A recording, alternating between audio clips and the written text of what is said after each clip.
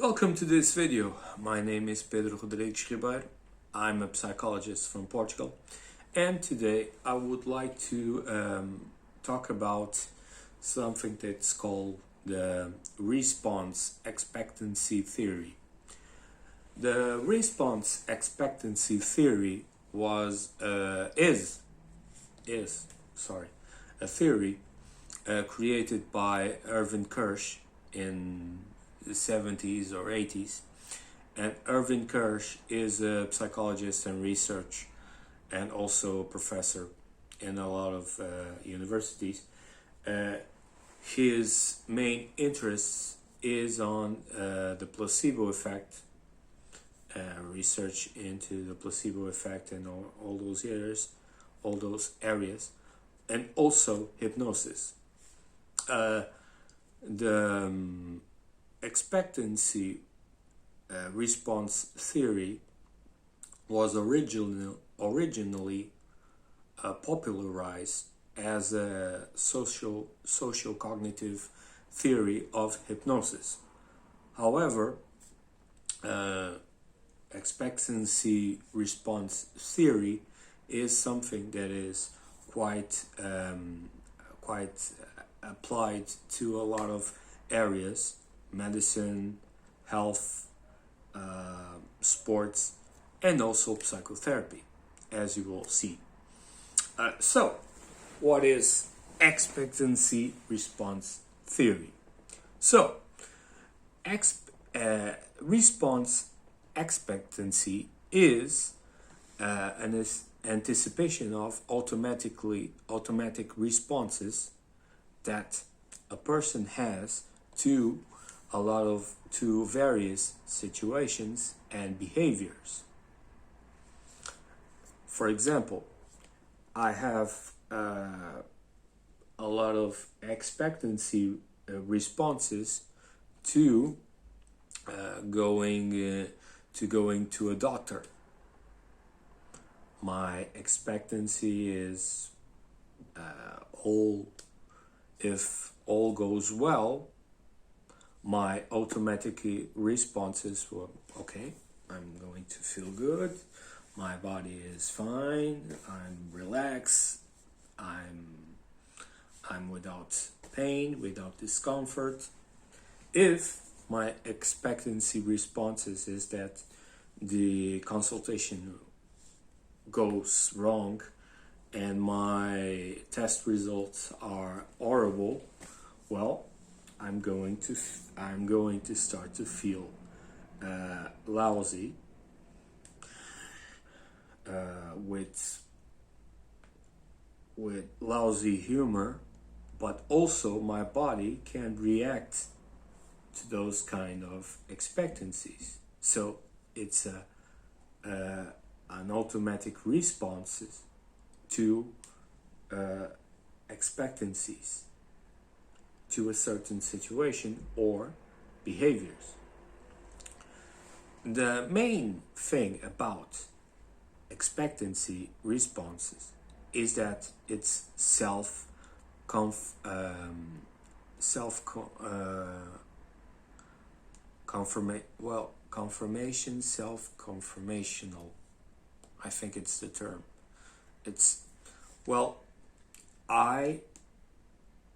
I believe that they are real, so I will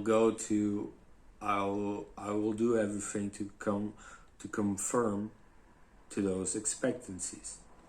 It's like self-constructed self-wished prophecies or self-constructed prophecies. So it's self-confirmatory. Pardon my English. Well, and in such, they alter the person's perception. They can alter the perception that the person has of something. If they introspect, if they start to integrate those self-confirmed expectancies, what we have is an alteration of the experience, not the perception of the experience, but the experience itself. And this kind of alteration is achieved not only in a psychological level, but also in the physical level. Let's say placebo.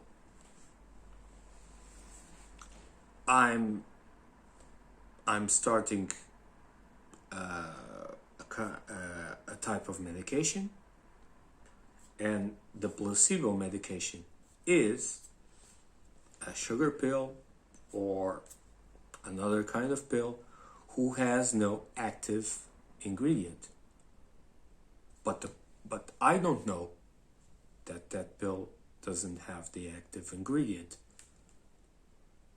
The physician tells me everything great that pill can do for me, and I start to believe everything that he tells me.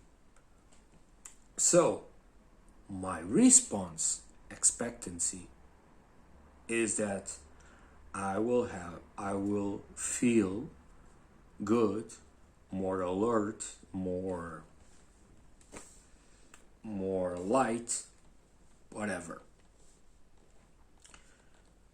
And my mind and my body start to react as if that is true, because from the expectancy response perspective is true because it alters the experience. That's why in medication, in pharmacological trials, if the medication doesn't do much better than the placebo, it will not be published or not be commercialized. If the placebo is more effective, well, the medication doesn't do anything. The placebo is more effective. So you can see that if you work the expectancies that someone has in a certain situation, and if they start to believe in the right expectancies, change will occur at a psychological and a physical level. That's why expectancies are so important in psychotherapy. If a psychotherapist doesn't deal with certain expectancies that the client might have, well, harmful expectancies to the therapy process, the client might believe or will believe that psychotherapy doesn't work, because the expectancy response is that psychotherapy will not do anything for me.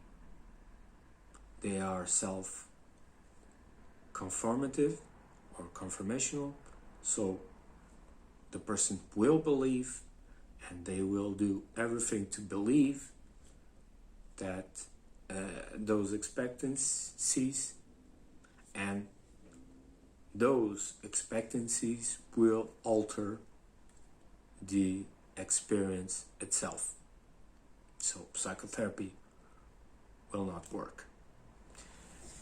That's why, in my point of view, the expectancy response theory is an important theory not only for health, medicine, the medical community, sports, education, hypnosis, but also psychotherapy.